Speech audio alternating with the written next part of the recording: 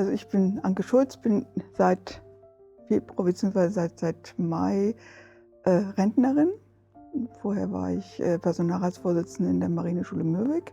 Zur Minderheit gekommen mit dem Beginn meines ersten Kindes im Kindergarten. Ich bin Berit Nommensen, ich bin 38 Jahre alt, komme aus Nibel, bin da auch geboren und aufgewachsen. Und ich bin Schulleiterin der Dänisch-Friesischen Schule in Riesum-Lindholm. Hallo, mein Name ist Claudia Knauer, ich bin 63 jetzt, ja. Ich bin in Deutschland geboren, in Hattingen, bin aufgewachsen in Schleswig-Holstein und bin 1996 nach Dänemark gekommen. Mein Name ist Jannik Bayer, ich bin Teil der dänischen Minderheit, bin Ratsherr für den SSW in Flensburg, also für die dänische Minderheitenpartei und bin auch angestellt bei unserem Landtagsabgeordneten Christian Dierschau.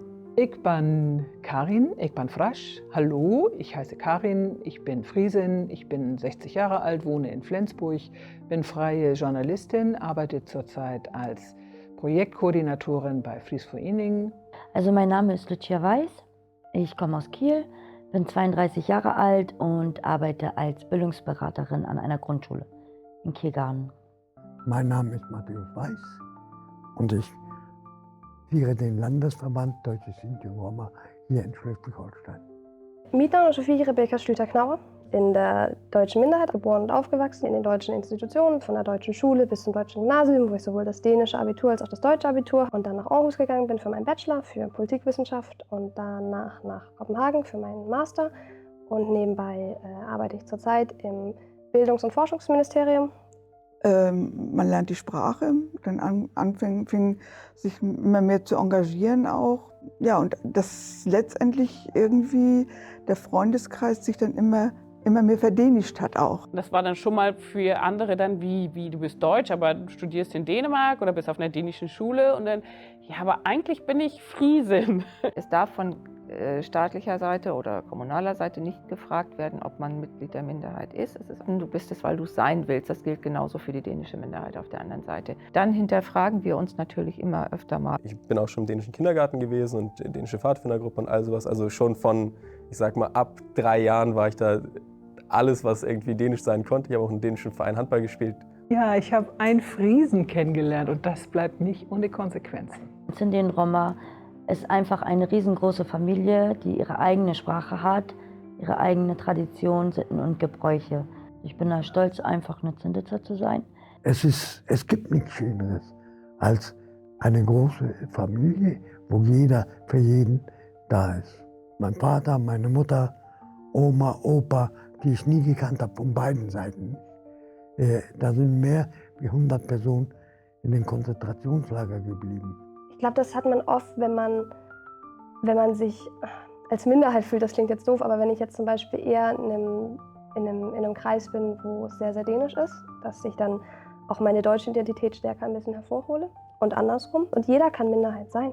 Jetzt auch gerade Hareslev, wo ja die dänische Minderheit auch sehr stark ist, dass man so in Hareslev, man geht durch die Straße, man hört Dänisch, Plattdeutsch, Hochdeutsch, alles gemischt. Und auch innerhalb eines Gesprächs wechseln die Sprachen. Und das finde ich so charmant. Ne? Also ich spreche mit meinen Kindern Friesisch, mit meinem Mann Deutsch, aber er versteht mittlerweile auch alles auf Friesisch. Der Sohn war 6, als wir nach Dänemark zogen. Die Tochter ist in Dänemark geboren und ich kann aber deutlich merken, dass Kinder dänisch sozialisiert sind.